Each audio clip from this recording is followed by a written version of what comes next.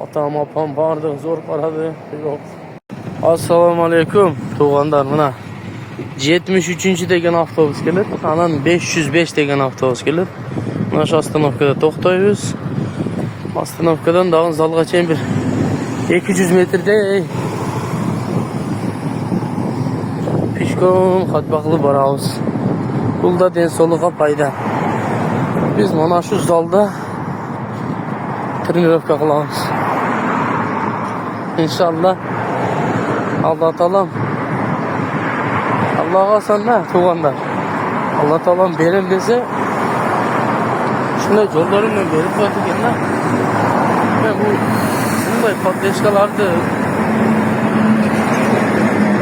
böyle şunca kommentarlarda okup kolda durmanlardı görüp ben vapşi tan kaldan da Allah razı olsun barın